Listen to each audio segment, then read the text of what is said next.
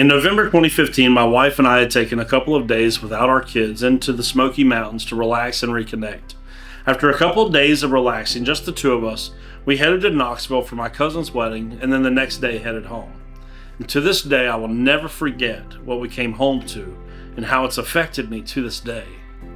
We got home and our neighbor was in our driveway to tell us that someone had broken into his home, and when we went into our house, we saw our double French doors on the back of our house had been shattered, and many of our things were missing. There was glass everywhere, and a sense of panic and shock. I remember thinking, I have no idea what to do in this situation. We called the police, and they came out and began the process of filing a police report and going through the motions just to be told not to expect much, as the perpetrators most likely just hopped straight into a car and took off, and the chances of finding out who it was or what happened to our stuff was very slim. If you've heard me teach for very long, you'll know that I'm pretty open and honest about how this whole situation has affected me. That one instance took what was a mild anxiety that I had had for most of my life to a whole new level. I was afraid to be home. I was afraid not to be home.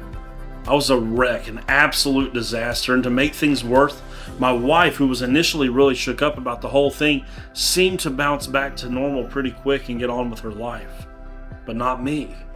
There I was, constantly peeking out windows, obsessively locking doors, and now I was not just anxious about my home, but even when I went out in public. I was a mess, and I didn't know how to cope. And I know what you might be thinking. Weren't you a pastor in 2015 and you said you didn't know what to do or how to handle it? Did you try praying? Did you try reading your Bible? Well, the truth of the matter was 2015 was just 5 years after I had gotten saved, and I really hadn't done a good job of developing spiritual disciplines like prayer and Bible reading by that point. Sure, I did them from time to time, but overall my disciplines in those areas were very weak. It was actually through this intense season of anxiety that eventually led to a bout of depression that I finally learned how important prayer and Bible study really was. It was the only thing that really brought me peace in those times.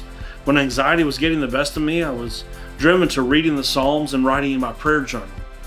The most interesting thing about the timing of this whole episode is that this happened the week before I was asked to become the lead teaching pastor here at Southridge Church. My next step in ministry was really going to require me to be diligent in prayer and Bible study. And that's not to say that every job in ministry or really anybody living a Christian life doesn't have a necessity for prayer and Bible study, but I knew to be able to effectively preach week in and week out, I was going to have those disciplines solidified in my life. God used this horrible situation to instill those in me. He literally took what the enemy meant for evil and turned it for good. This is what we read about in our passage today, that Joseph tells his brothers that the evil they had in store for him all those years ago was the very thing God used for his good and for the good of so many people.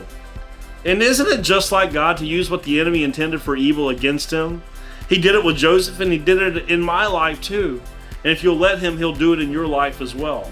Nobody wants the hard times. Nobody wants to face adversity and go through dark seasons. But what if it was out of the darkness in your life that God intended to bring the greatest light? Would it be worth it? You know, it kind of makes sense that God, of course, does this sort of thing, because when you think about it, this is exactly what he does through the cross of Jesus. The enemy thinks by finally killing Jesus that he has put an end to God's plans. Little did he know that it would be through the death and the darkness of the tomb that God would bring forth the light of salvation and new creation to the whole world. God regularly takes messy situations and pain and uses them for his purposes. So what is it in your life that perhaps you're going through, and right now you might not be able to see how God's going to use it? Rest assured, he will. He will not waste your pain. Pain can be preparation for purpose and whatever God might be calling you to do.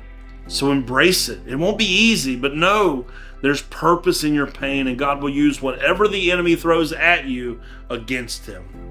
I really hope that you have enjoyed this journey through Genesis over the last couple of weeks, and I hope you will join us on our next journey, wherever it may take us.